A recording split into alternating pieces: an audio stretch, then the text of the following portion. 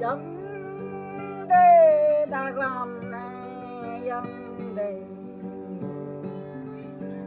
ta nguyện nằm bội lá dân ở đâu bố là có này dân ơi đê đê bố giờ ta làm này lá dân à ra đây vừa khóc nằm đôi dòng à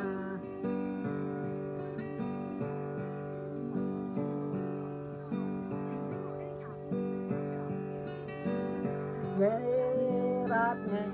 để có làm này để có dòng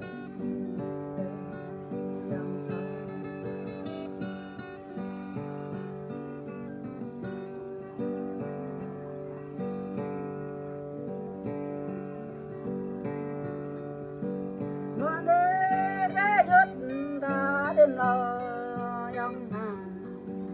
mà đây ga dòng ta đêm gặp dòng hàng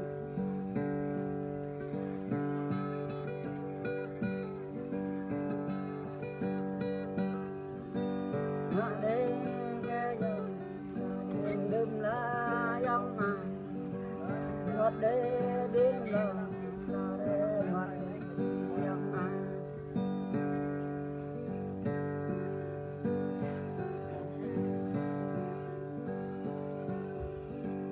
có đó đêm lo mẹ la trong này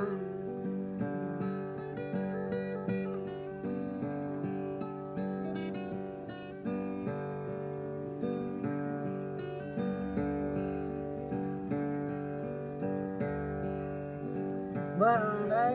có giúp là đêm lo la trong này mà đây có đây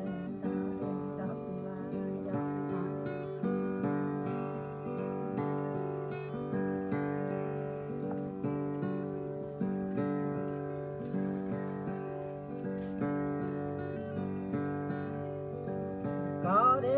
đâu hả ta đắm bập đi dòng à đi đâu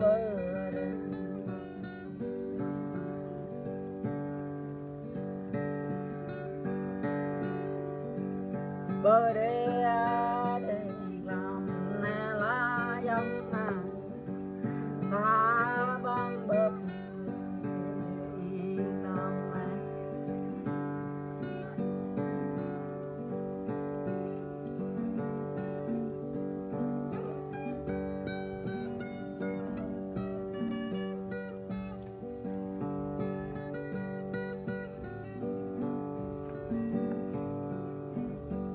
về để làm này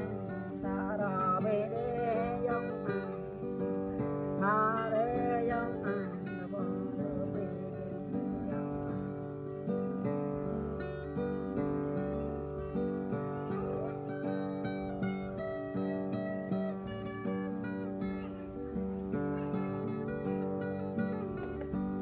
dịch để cái dịch ta hàng bờ để dòng hà đê cái dịch ta đưa hà đê dòng được đi. Rồi